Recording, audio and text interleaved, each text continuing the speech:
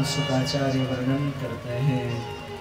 परीक्षित से परीक्षित भगवान का 5 के पुत्र हो चुके हैं। भगवान का द्वितीय विवाह हुआ है महाराज जाम्बवती के साथ में। श्री ठाकुर जी का द्वितीय विवाह जाम्बवती के साथ में संपन्न हुआ।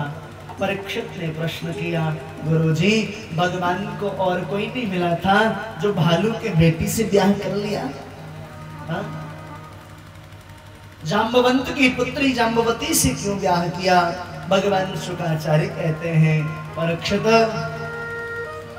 द्वारिका नगरी में, ओहो द्वारिका नगरी में महाराज एक क्षत्रिय राजा विराजते हैं, नाम है शत्राजीत। महाराज सूर्य के बहुत बड़े उपासक हैं। ये सूर्य की उपासना करने वाले व्यक्ति के जीवन में कभी अंधकार नहीं आ सकता। हमारे जीवन में 2 प्रत्यक्ष देव हैं, सूर्य और चंद्र। ये 2 प्रत्यक्ष देव हैं। सूर्य की उपासना करने वाले के नेत्र की ज्योति कभी समाप्त नहीं हो सकती। सूर्य के उपासना करने वाले व्यक्ति के नेत्र की ज्योति कभी नष्ट नहीं हो सकती। जो नित्य सूर्य को जल डालते हैं, तुलसी में जल देते हैं, महाराज उनके जीवन में, उनके घर में कभी दरिद्रता नहीं आ सकती।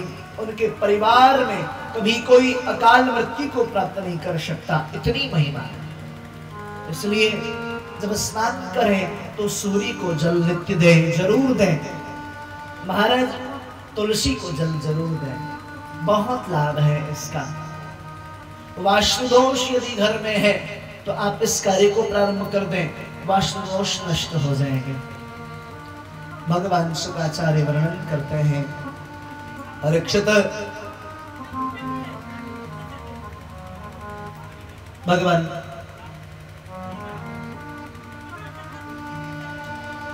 शुक्राचार्य वर्णन करते हैं, परीक्षित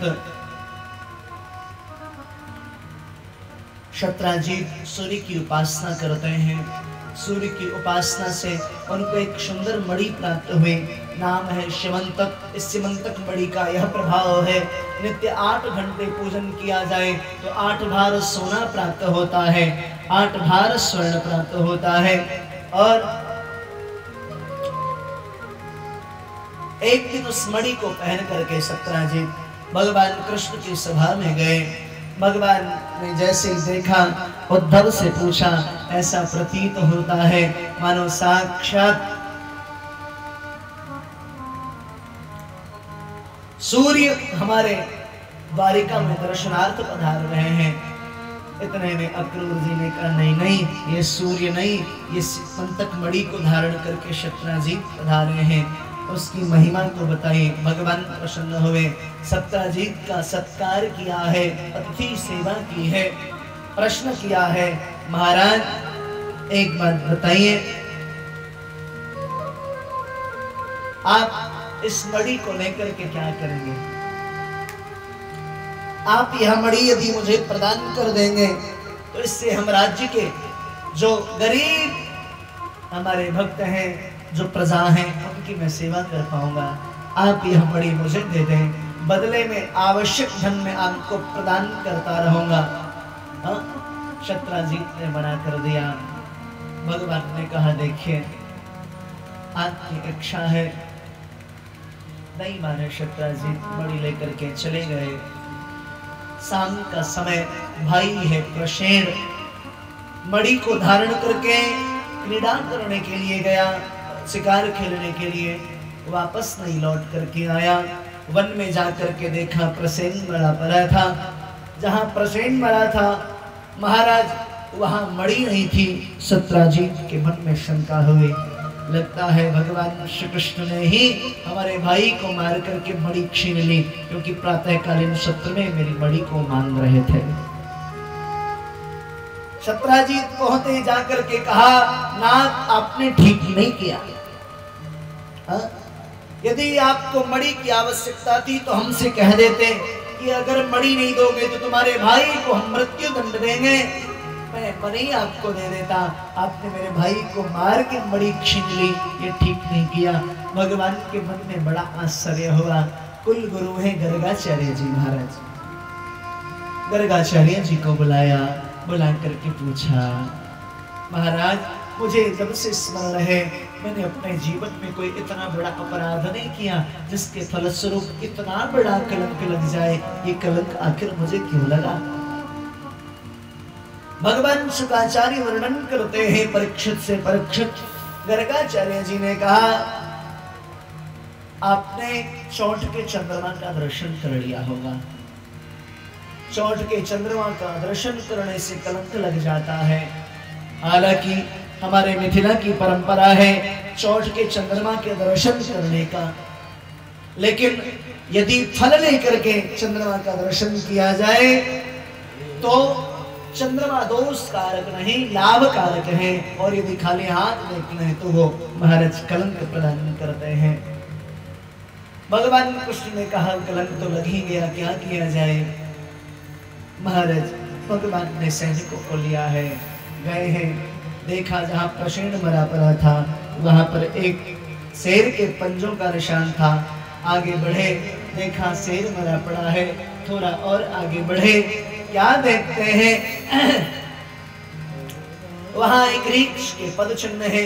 रीछ के पद चिन्ह पर ठाकुर जी चलते हुए आगे बढ़े। वह रीछ के पद चिन्ह एक गुफा में प्रवेश कर रहे थे। भगवान ने गुफा में प्रवेश किया। जैसे प्रवेश किया, एक छोटी सी बालिका उस मणि को लेकर के खेल रही थी।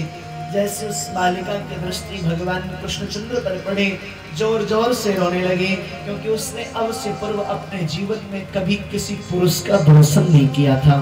प्यार से बोलिए, जोर से बोलिए ना। जोर जोर से रुदन करने लगी। उनके पिता आए, भगवान के साथ घमासान युद्ध छिड़ गया। 17 दिनों तक अखंड युद्ध चला। भगवान ने नस ढीली कर दी, चरणों में गिर गए। महाराज माफ करो, मैं आपको पहचान गया, आप ही तो हो मेरे राम। प्यार से बोलिए, आप ही तो हो मेरे राम। क्यों? बोले पूर्व जन्म में, पूर्व समय में जब आपने रामावतार धारण किया था तब से मैं आपके इंतजार में हूँ। परीक्षित ने कहा मैं समझा नहीं बात को। बोले रामावतार में भगवान राम ने जब रावण का उद्धार कर दिया तो सारे अपने सैनिकों को, अपने परिकरों को बुलाया, सबसे कहा जिसको जो मांगना हो मांग लो। सबने कुछ न कुछ मांगा, किसी ने भक्ति, किसी ने मुक्ति, किसी ने प्रेम, किसी ने प्रीत। जरासंध ने कहा नाथ आप कुछ देना चाहते हो तो मेरे हाथों की खुजली को मिटा दो। आपने रावण का वध कर दिया, मेरे हाथों की खुजली नहीं मिटी, चाहते हो दो हाथ मेरे साथ कर लो। भगवान मुस्कुराए। ये मर्यादा की लीला है। मर्यादा पे स्वामी और सेवक में युद्ध नहीं हो सकता।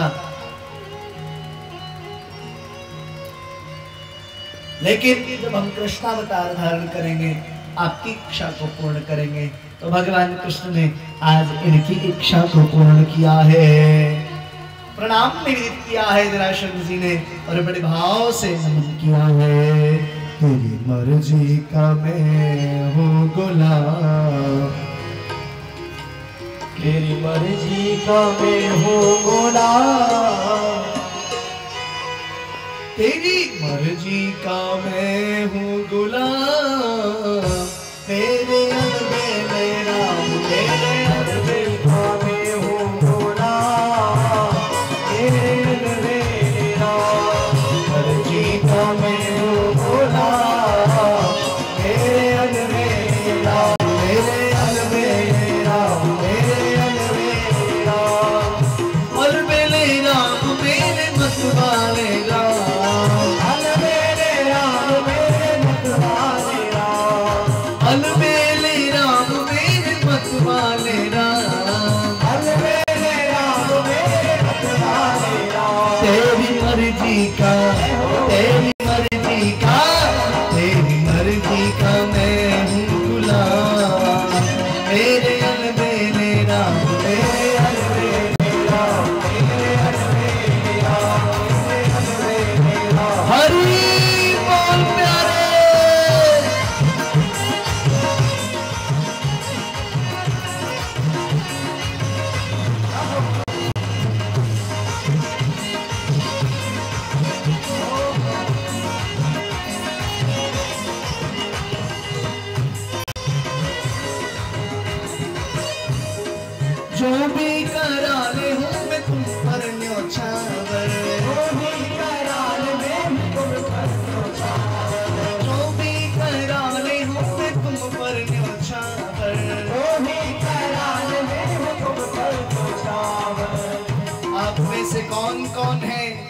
ठाकुर की इच्छा पर न्यौछावर होना चाहते, एक बार दोनों हाथ ऊपर उठा के बताए।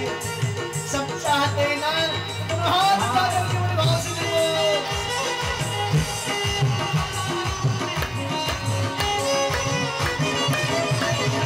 जो भी करा ले हूँ मैं तुम पर न्यौछावर, अरे जो भी करा ले हूँ मैं तुम पर न्यौछावर,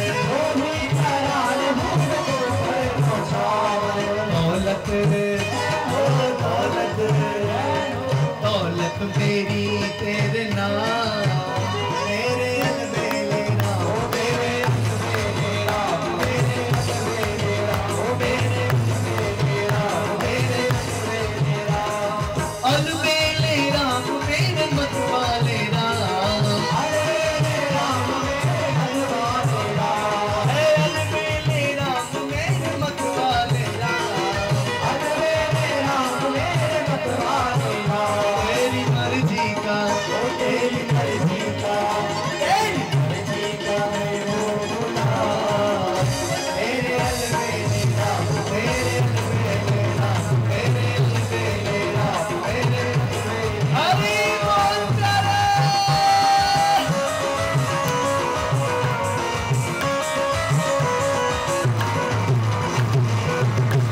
दूल्हा सरकार की, सीताराम चंद्र भगवान की।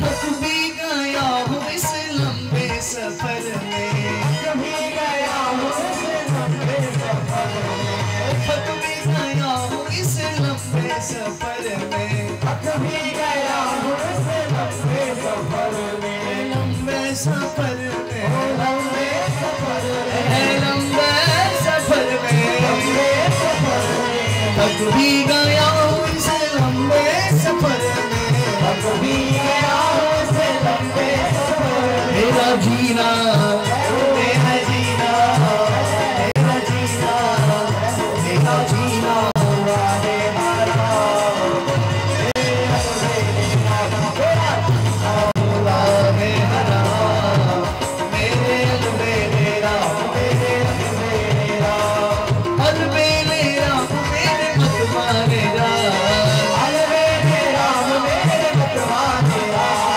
अलबेले राम मेरे मतवाले राम, अलबेले राम मेरे मतवाले राम, तेरी मर्जी का, तेरी मर्जी का, तेरी मर्जी का हूँ मैं गुलाम, मेरे अलबेले राम, मेरे अलबेले राम, मेरे अलबेले राम, मेरे अलबेले हरि बोल।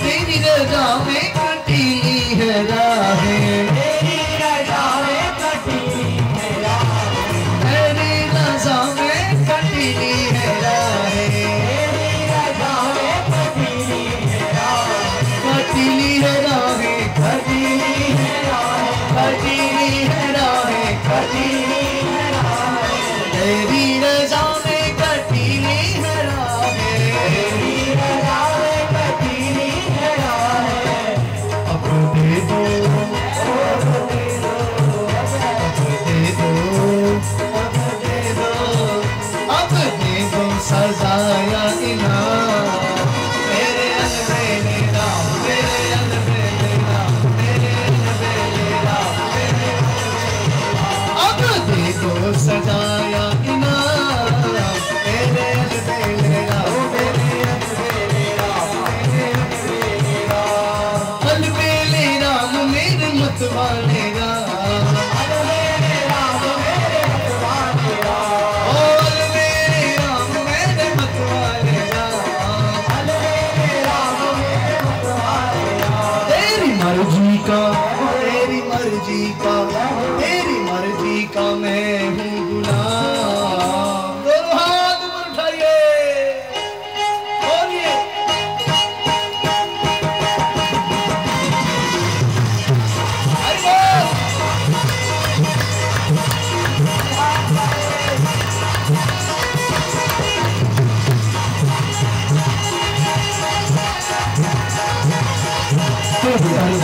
मैं हूँ गुलाम मेरे लबे मेरा मेरे लबे मेरा मेरे लबे मेरा मेरे लबे मेरा मेरे लबे मेरा मेरे लबे मेरा मेरे लबे मेरा मेरे लबे मेरा मेरे लबे मेरा मेरे लबे मेरा मेरे लबे मेरा मेरे प्यारे मेरे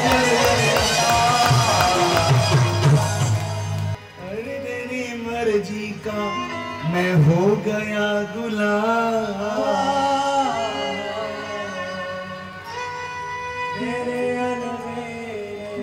मैं तुम्हें देखूं तो देखूं तुम न मुझको देखना देखना तूने गर देखा मुझे मगरूर हो जाऊंगा मैं तुम्हें चाहूं तो चाहूं तुम न मुझको चाहना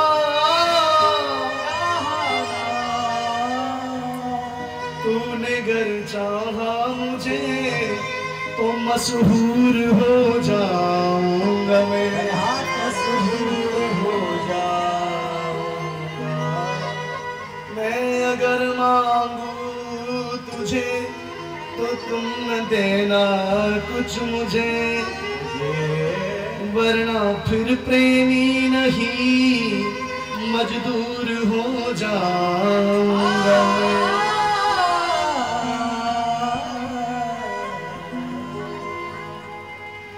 तेरी मर्जी का मैं हूँ गुलाम मेरे अलबेल राम मेरे अलबेल राम अलबेल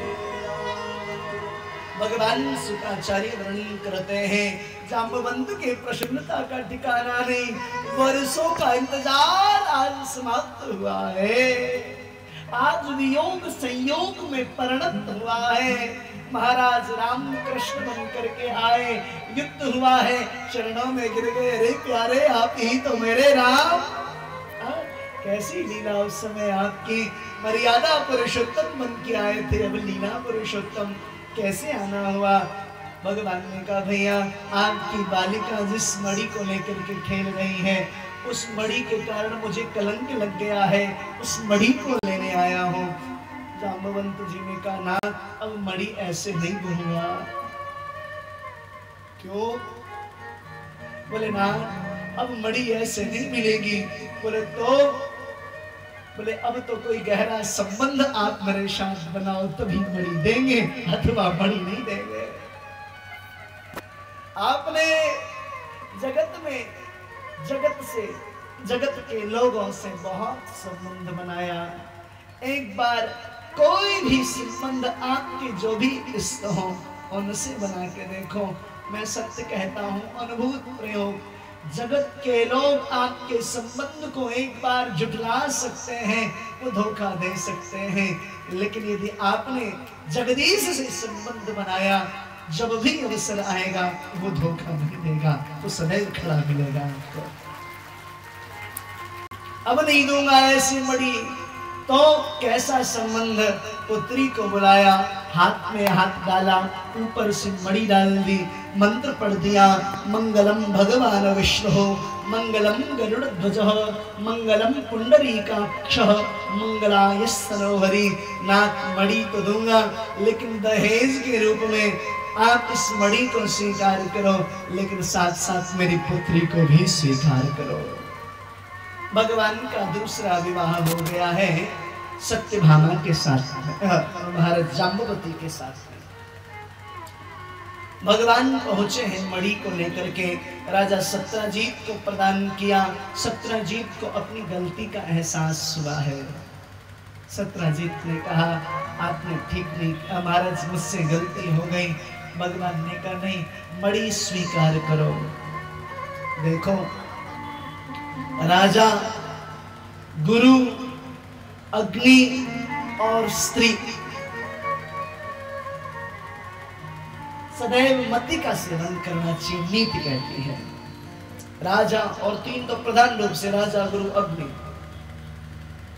सत्यजीत ने सोचा राजा है, मैंने इनके ऊपर इल्जाम लगाया, कलंक इनके ऊपर मेरे कारण से लग गया है, अब ये रुष्ट हो गए, अगर राजा रुष्ट हो जाए तो समझ लो आफत आ गई। राजा गुरु अग्नि मध्य का सेवन करें, अगर समीप जाएंगे राजा के महाराज किसी उलझन में उलझ जाएंगे, हो सकता है अनावश्यक दंड मिल जाए, दूर जाएंगे रोटी के लाले पड़ जाएंगे। मध्य का सेवन, गुरु मध्य का सेवन करें। अति समीप जाएंगे, पंच भौतिक शरीर है, 5 विषयों से बना है, शब्द स्पर्श रूप रस गंध। महाराज साधना के बल पर उन्होंने उन विषयों को दबा रखा है, लेकिन विषय शरीर के मूल में है, तो स्वाभाविक रूप से कभी वो विषय प्रकट हो सकता है, तो गुरु के प्रति अश्रद्धा होगी, और अश्रद्धा होगी तो पतन हो जाएगा। इसलिए मध्य का सेवन करें। अति समीप जाएंगे तो कुछ ऐसी स्थितियां देखने को मिलेगी, अश्रद्धा हो जाएगी, दूर जाएंगे तो कल्याण नहीं होगा। मध्य का सेवन। तीसरा अग्नि। अग्नि के महाराज अगर ज्यादा समीप चले गए तो नुकसान, दूर गए तो नुकसान। बहुत ठंडी है, आप गए अग्नि के समीप, हाथ को सेका, आहा ठंडी दूर हो गई।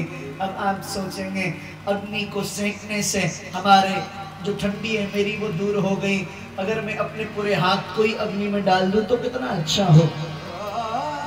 सत्य बताइए क्या होगा? हाथ जल जाएगा। अगर समीप जाएंगे तो हाथ जल जाएगा, दूर जाएंगे ठंडी में चले जाएंगे, इसलिए मध्य का सेवन। सत्यजीत ने कहा नाराज हो गए द्वारिकाधीश, कैसे मनाया जाए? एक पुत्री है, नाम है सत्यभामा। सत्यभामा का विवाह भगवान श्री कृष्ण के साथ में कर दिया। भगवान का तीसरा विवाह हो गया है सत्यभामा के साथ में।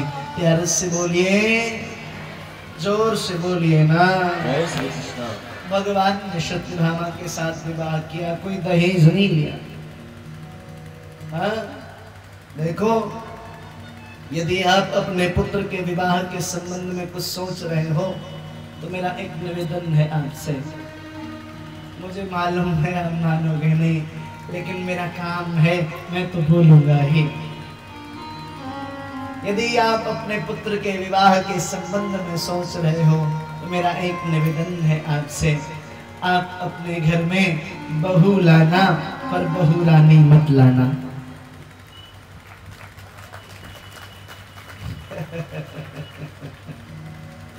क्यों?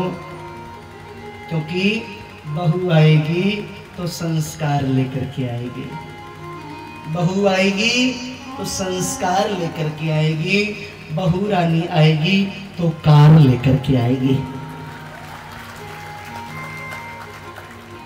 और सुनो, जो कार लेकर के आएगी, जो बहू आएगी तो संस्कार लेकर के आएगी, बहू रानी आएगी तो कार लेकर के आएगी, और जो कार लेकर के आएगी तय है वो अपनी सरकार भी चलाएगी।